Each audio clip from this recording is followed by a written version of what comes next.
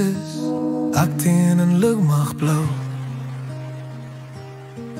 Jy is 17 en hardloop in jou skooluniform. Platform verby, hardloop hard langs my waardeer. Brief in my hand het ek geskryf, ek is lief vir jou, my hart rou. Ek laat het gaan, dryf af, jy vang dit teen jou hart. En draai die reëlings voor ons wreed en skerp, skeer ons uit mekaar. Laat hygend op die bank staan, trane vloei, knieë swak. Terwyl jy my brief oopmaak en lees, smeek ek jou, wag asseblief vir my. Ek het my hart in daardie brief blootgelê, het van 'n bewegende trein laat val, en gebid dat jy dit sou aanhou klop, totdat ek jou weer kon vashou.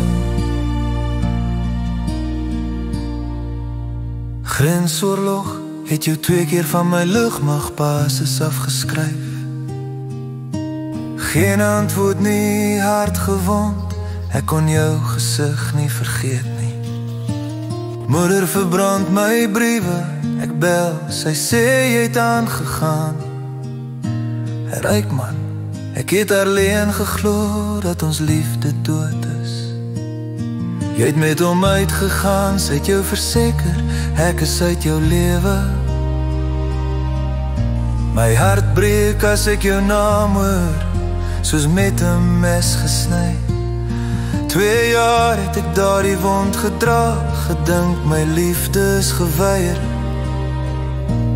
Nooit geweet jy huil ook, voel verraai en gebruik.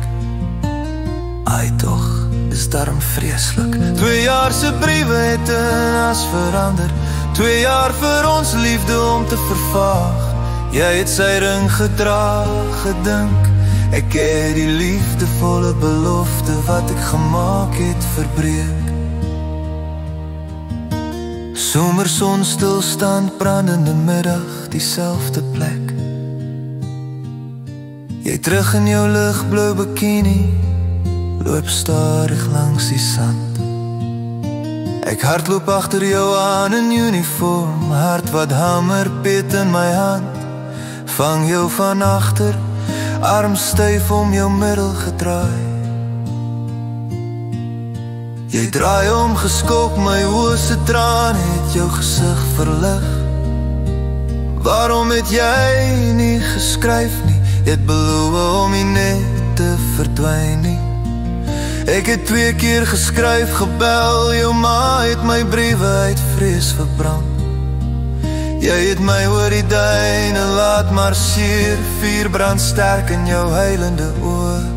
Die verloving is verby, moeder, ek is terug by my tienerliefde. As hy my na al hierdie pyn wil hê, sal ek teen jou wil met hom trou. 2 jaar se briewe het in as verander, 2 jaar vir ons liefde om te vervaag. Jy het sy ring gedra, gedink, ek het die liefdevolle belofte wat ek gemaak het verbreek.